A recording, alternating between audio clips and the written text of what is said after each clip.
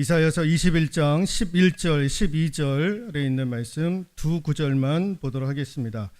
제가 가지고 있는 성경 페이지로는 991페이지가 되겠습니다. 991페이지에 있는 이사야서 21장 11절, 12절에 있는 말씀 찾으셨으면 같이 합독하도록 하겠습니다.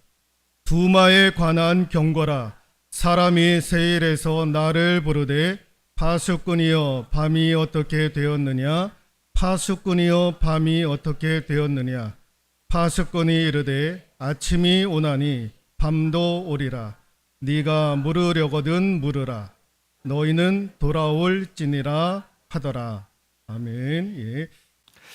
자, 은혜를 아는 사람 두 번째 시간, 성도가 맞이해야 되는 아침. 성도가 맞이해야 되는 아침. 성도는 아침을 어떻게 맞이해야 되느냐? 쉽게 얘기하면 그 말씀이 되겠습니다. 성도가 맞이해야 되는 아침은 어떤 아침인가? 오늘 본문의 말씀, 우리 이사야서 21장 11절 12절에 있는 말씀을 읽었습니다마는 오늘 이 본문의 말씀은 두마라고 하는 나라, 예를 들면 에돔이에요. 에돔. 두마는 에돔을 일컬었습니다. 이 에돔이 굉장히 힘이 있었고 강력할 때에는요, 이스라엘 민족을 항상 괴롭혔던 민족이 에돔 아닙니까? 그러니까 성경에 보면 이스라엘 백성들을 종종 괴롭혔던 나라, 이방인족이, 그러면 에돔을 일컬어서 두마라고 얘기를 합니다. 그런데 이제 경제적으로, 정치적으로, 군사적으로 이제 하향세가 들어가지고 당시에 이사야 선지자가 활동하고 있었던 그 시기에, 그때는 아수르라고 하는 나라가 세계를 막 지배하고 있었던 그때였던 거예요. 그래서 이 아수르가 에돔을 정복을 하게 되었던 거예요. 지배를 하게 되었던 거예요. 그런데 이게 얼마나 힘들었는지 몰라요. 얼마나 고통스러웠는지 모릅니다. 그래서 심지어는 깊은 밤중과 같은, 이게 너무 고통스러워가지고요, 이 아수르의 지배를 받고 하는 것이 너무나도 힘들었던 거예요. 너무나도 아팠던 겁니다. 그래서 그 괴로움 때문에 이 밤이, 이 깊은 이 어려움이 언제 지나가면 좋겠는가. 그래서 너무 답답해가지고 이사야 선지자에게 얘기를 하는 거예요. 선지자님, 이사야 목사님, 우리가 당하는 이 고통, 이 어려움, 이 환난, 이 시련, 이 좌절, 이 괴로움 언제면 지나가겠습니까? 이거 지나가는 일입니까?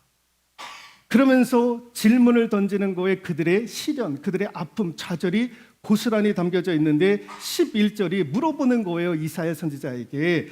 파수꾼이여 밤이 어떻게 되었는가? 파수꾼이여 밤이 어떻게 되었는가? 두 번씩 물어봐요. 파수꾼이여. 이사야 선지자에게 물어보는 거예요. 이사야 선지자님, 이 고통의 때가 가기는 가는 겁니까? 우리에게 자유와 평안이 오는 거긴 합니까? 축복의 아침은 오고 있는 겁니까? 너무 힘들다라는 거예요. 어렵다라는 거예요.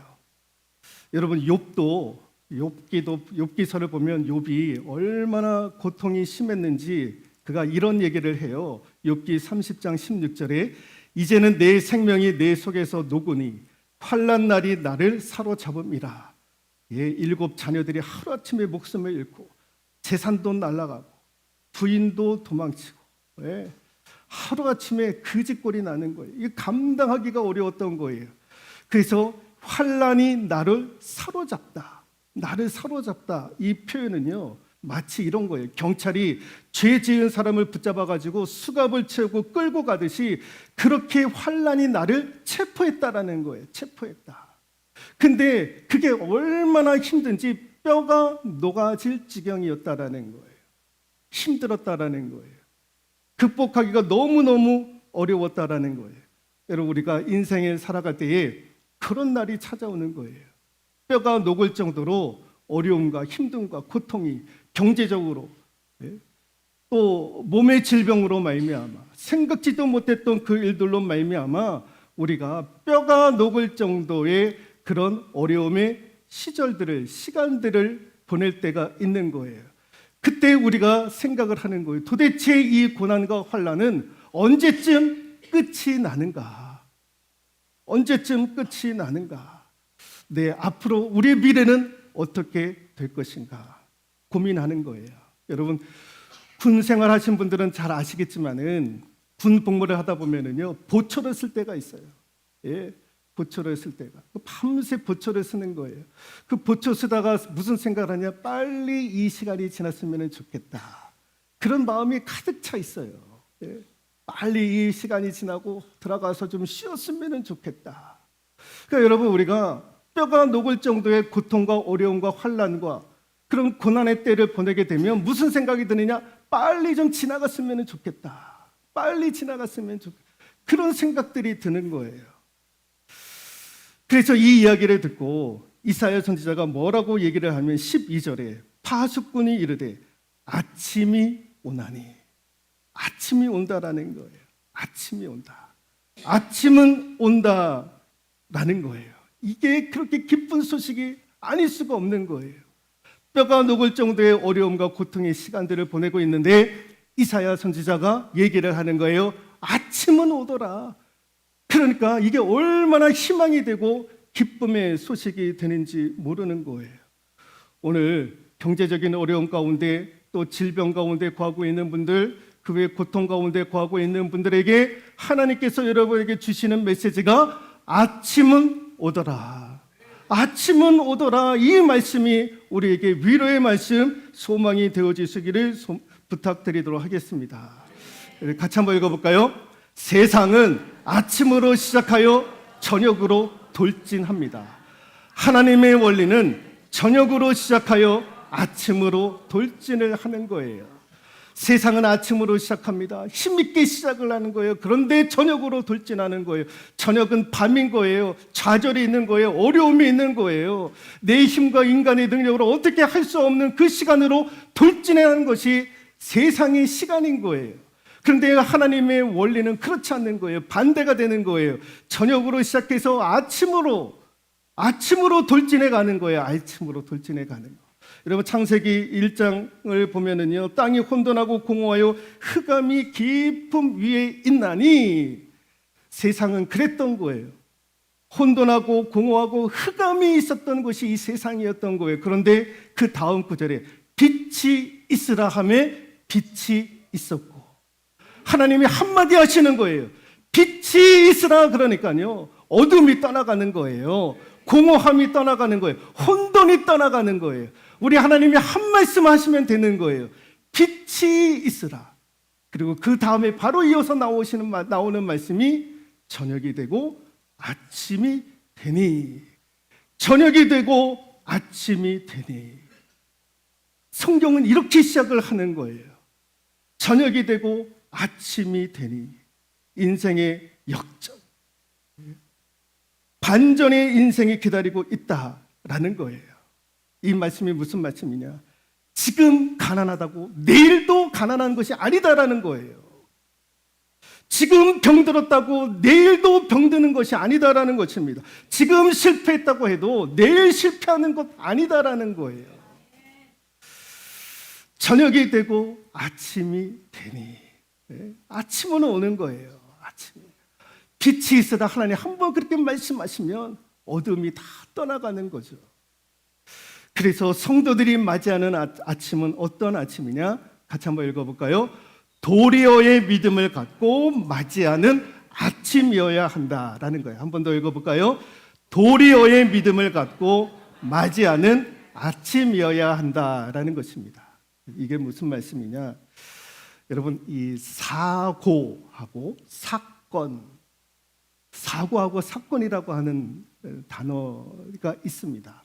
근데 어때 들어보면 사고하고 사건은 똑같은 단어인 것 같은데, 여러분, 이 사고와 사건은요, 하늘과 땅 차이입니다. 사고는 부정적인 시각에서 오는 게 사고고, 사건은 긍정적인 시각을 우리에게 주는 거예요. 그래서 여러분, 똑같은 일이라 할지라도 사고의 시각으로 보면 불상사, 탈, 이렇게 우리는 생각을 하는 거예요. 그런데 똑같은 일이지만 사건이라고 하는 시각을 보게 되면 그거는 뜻밖의 일, 중요한 일, 이렇게 우리가 받아들이게 되는 거예요. 그러니까 똑같은 일이지만 사고로 보면 그거는 불행한 일, 불상사, 탈, 그렇게 보는 거고, 사건으로 보게 되면 뜻밖의 일, 중요한 일, 그렇게 보게 되는 거예요. 그러니까 사고로 보게 되면 실망하고 좌절하는 거예요. 그러나 사건으로 보게 되면 천화위복의 기회가 되더라라는 거예요. 여러분, 우리가 쿠바라고 하는 나라를 잘 모르는데, 이 쿠바라고 하는 나라가 엊그제 제가 신문을 보니까 생약과 유기농 분야의 세계 최첨단을, 세계 제1위라는 거예요. 예. 유기농 농사법, 생약을 발견하고 이 분야에서는요 세계 최고라는 거예요. 왜 그러느냐? 미국으로부터 경제 제재를 받았어요. 쿠바라고 하는 나라가. 그러니까 화학 물질이나 비료, 일체 이런 것들을 수입을 못하는 거예요. 그래가지고 과학자들에게 의뢰를 해가지고 생약 성분을 개발을 하게 되고 유기농을 발전을 시켰던 거예요. 그 미국으로부터 경제 제재, 그 압박을 받았던 그것이 도리어 그들에게 기회가 되었던 거예요. 그래서 유기농 농사법으로는 세계 최고의 기술력을 가지고 있더라라는 것입니다. 화면에 보시면 아프리카의 그 만델라 대통령이 지금 고인이 되었지만 이분이 20년 넘게 옥고를 치르지 않았습니까? 감옥 생활 20년 넘게 하셨던 거예요. 근데 이 감옥에서 부인에게 쓴 편지 중에 한 글귀인데 여기에 보면은 이런 게 되어져 있어요. 감옥은 다른 것은 몰라도 날마다 자신의 행동을 낱낱이 들여다볼 수 있는, 나쁜 것은 극복하고 좋은 것은 무엇이든지 발전할 수 있는 기회를 주더라라는 거예요. 감옥 생활이 20년 넘게 감옥 생활했지만 내 자신을 돌이켜 볼 수 있는 귀한 시간이었다라고 얘기를 하고 있는 거예요. 감옥 생활이 도리어 자기를 영적으로 성장시키고 있더라라는 거예요. 우리나라 전직 대통령은 지금 감옥에서 팬티바람으로 조사들 안 받고 무슨 성찰이 없어요. 그러고 있어요. 도리어를 모르는 거예요. 도리어. 뭐 성경책을 읽는다고 그러는데 뭔 성경책을 읽는지 몰라요. 그걸로 지적인 뭔가를 이렇게 하려고 한다고 그러는데 성경을 읽는지는 모르겠습니다만. 여러분, 이 쿠바라고 하는 나라, 이 만델라라고 하는 이 대통령, 여러분 자신에게 일어난 일들, 그 국가에게 일어난 일들을요 불행한 일로 보는 것이 아니에요. 사고로 보는 것이 아니에요. 사건으로 보더라는 거예요. 우리에게 무언가 주는 의미 있고 특별한 사건으로 승화를 시키고 있는 거예요. 같이 한번 읽어볼까요? 불행한 사고가 아닌 특별한 사건으로 승화를 시키고 있더라라는 거예요. 오늘 저와 여러분들이 믿음의 사람들이 이렇게 할 수 있기를 소망합니다. 그래서 여러분, 도리어 한번 읽어볼까요? 도리어 앞에는 부정이 오고 도리어 뒤에는 반드시 긍정이 오게 되어져 있는 거예요. 그래서 여러분, 어려움의 밤을, 저녁에 때를 지내고 있는 분들이 있습니까? 그래서 뼈가 녹아질 정도의 그런 고통의 시간들을 보내고 있는 분들이 있습니까? 도리어가 생각이 나면 그 다음에 반드시 뭐가 오느냐? 긍정적인 일들이 오더라는 거예요. 그러나 도리어가 오기 전에는요 항상 부정적인 것들만 연결이 되어지고 그런 것들만 생각을 하게 되더라라는 것입니다. 여러분, 도리어가 오면, 도리어의 믿음이 생기면 여러분 긍정적인 것들이 오는 거예요. 여러분, 손해 본 것 때문에 오히려 도리어 이익을 볼 때가 있어요. 늦는 것 때문에 도리어 이익을 보는 것들이 있다라는 거예요. 떨어진 것 때문에 도리어 잘 되는 은혜를 경험할 때도 있더라라는 것입니다. 손해보는 것 때문에 도리어 이익을 볼 때가 있어요. 며칠 전에 제가 어느 기사를 읽어보니까요, 지금 비 피해로, 폭우로 말미암아 지금 여러 지역에서 사람도 죽어가고 재산 피해도 보지 않았습니까? 몇 해 전에 어느 지역에서 똑같은 상황이 일어가지고 국가에서 특별 재난 지역으로 선포를 했던 거예요. 그래서 국가로부터 이제 지원을 받아가지고 이제 뭐 집도 막 떠나가고 뭐 생필품은 다 하는데 국가로부터 지원 받아가지고 집을 이렇게 잘 지었는데 그 지역 주민들이 오히려 그 일들 때문에 더 좋은 환경에서 살게 되었다라는 거예요. 예전에는 홍수 이후에 이전에는요, 화장실도 밖에 있었고 부엌도 뭐 장난이 아니었던 거예요. 어떻게 좀 해보려고 해도 돈이 없다 보니까 인테리어를 꾸밀 수도 없고 그랬던 거예요. 근데 그 홍수로 말미암아 재난 특별지역으로 선포를 받고 국가로부터 지원을 받아가지고 집을 새롭게 지었는데 너무너무 좋다라는 거예요. 화장실도 안에 있고 부엌도 깨끗하고 다 깨끗한 집으로 그렇게 완성이 되었다라는 거예요. 폭우가, 홍수가 도리어 그들에게 은혜가 되었다라는 거예요.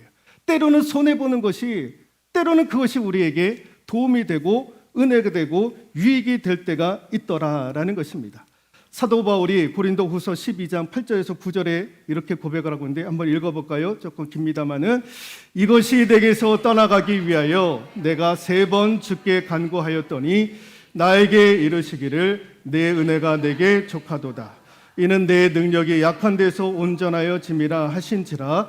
그러므로 도리어 크게 기뻐함으로 나의 여러 약한 것들에 대하여 자랑하리니 이는 그리스도의 능력이 내게 머물게 하려 함이라.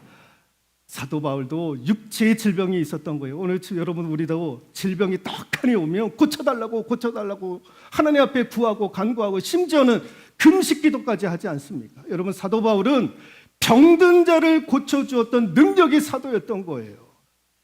옷자락만 만져도요 사람이 고침을 받았던 위대한 사역자였던 거예요. 그런 사역자에게도 질병이 있었던 거예요. 우리 같으면 놀라 자빠지잖아요. 그런 사람이 어떻게 질병이 있을 수 있느냐고 얘기를 하잖아요.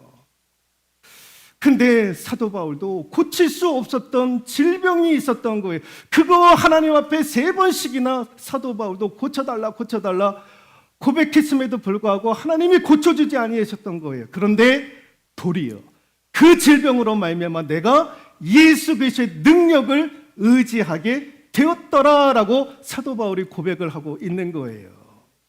우리 같으면 왜 고쳐주지 않느냐고, 하나님은 살아계시느냐고, 하나님은 도대체 어디에 있느냐고 우리는 그런데 사도 바울은 도리어 그 순간에 그럼에도 불구하고 그 질병이 내가 도리어 예수 그리스도의 능력을 붙잡는, 성령의 능력을 붙잡을 수 있는 그 시간이 되었다라고 고백을 하고 있는 거예요.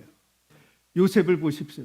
형들이 다 노예로 팔아가지고 10대 때 이집트에 가가지고 온갖 고생을 다 하잖아요. 나중에 애굽의 총리가 되었어요. 형제들을 만나게 됩니다.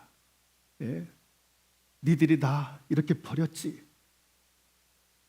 기다려봐. 내가 어떻게 복수를 할까. 그런데 그렇게 하지 않았던 거예요. 도리어 그렇게 한 것이 이 때를 위함이 아니겠는가. 하나님께서 나에게 도리어의 은혜를 주셨다라는 거예요.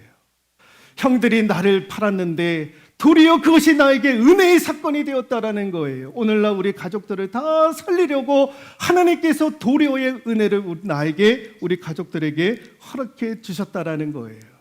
그러므로 여러분 이 시간에 우리가 기억할 수 있기를 소망하는데, 성도들이 날마다 맞이해야 되는 아침은 어떤 아침이어야 되느냐? 도리어의 믿음을 가지고 맞이하는 아침이 되어질 수 있기를 소망합니다. 어제 뼈가 녹는 어려움과 고통과 환난과 어려움이 있습니까? 그 일이 도리어 우리에게 은혜가 될 줄로 믿습니다. 그런 일들이 도리어 우리에게 유익을 허락해 주시는 하나님의 은혜의 사인이 되어질 수 있기를 소망합니다. 여러분 그런 믿음이 있으면 회복도 빨라요. 회복. 같이 한번 읽어볼까요?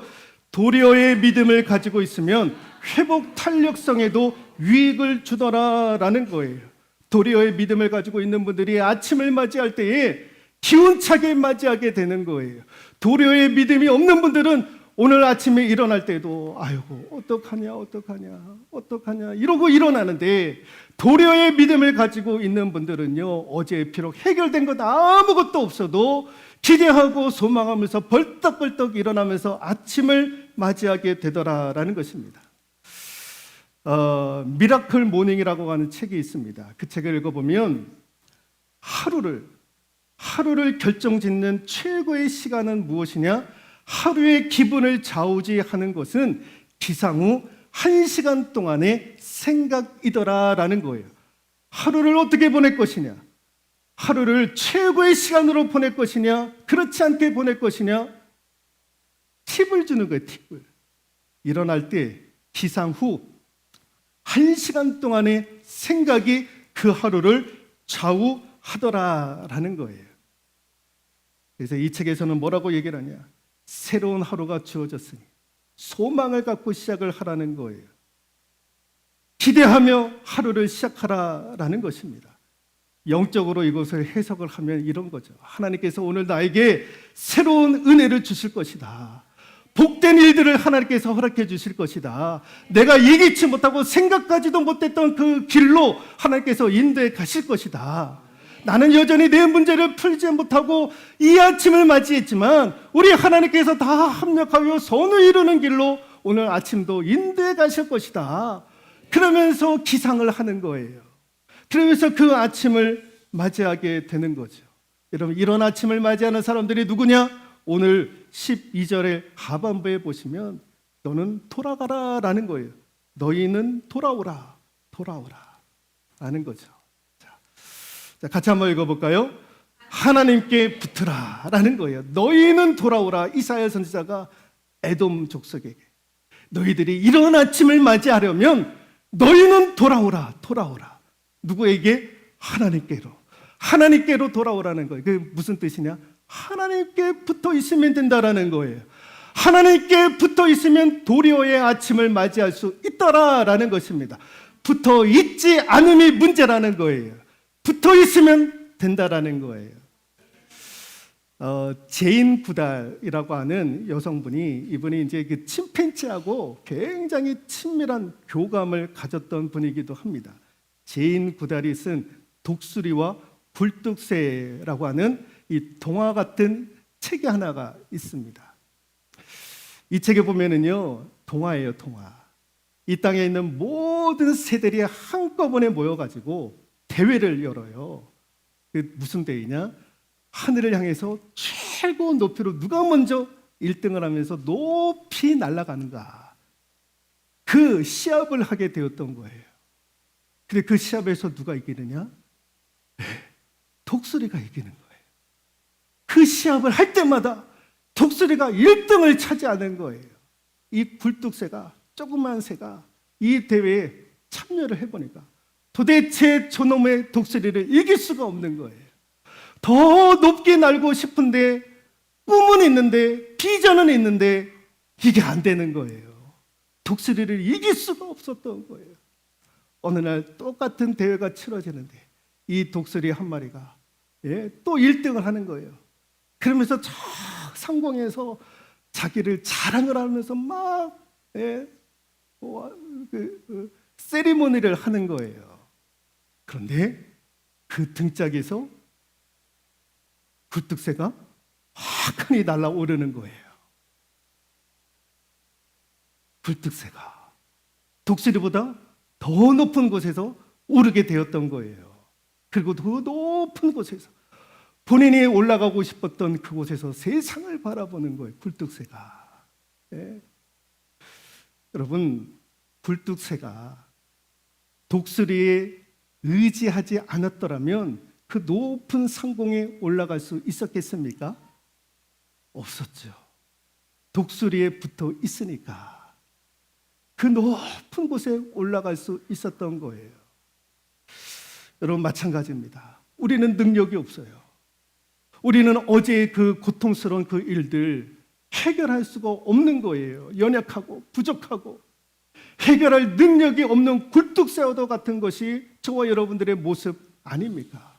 그런데 하나님께 붙어 있으면 하나님이 우리를 향해서 올라가는 거예요. 올라가는 거. 하나님께만 붙어 있으면 하나님이 우리를 데리고 올라가는 거예요. 올라가는 거. 창공을 향해서 올라가는 거예요. 그러므로 그 문제는 내가 해결하는 것이 아니라 우리 하나님께서 해결하시는 줄로 믿습니다. 하나님 앞에 붙어만 있으면 되는 거예요. 붙어 있지 않음이 우리의 교만이지. 하나님께 붙어만 있으면 하나님께서 도리어의 은혜를, 도리어의 믿음을 가지고 새로운 아침을 맞이하게 하실 줄로 믿습니다. 오늘 그런 영안이 열려지는 그래서 도려의 아침을 매일매일 맞이할 수 있는 저와 여러분들 되실 수 있기를 주님의 이름으로 축원드리도록 하겠습니다.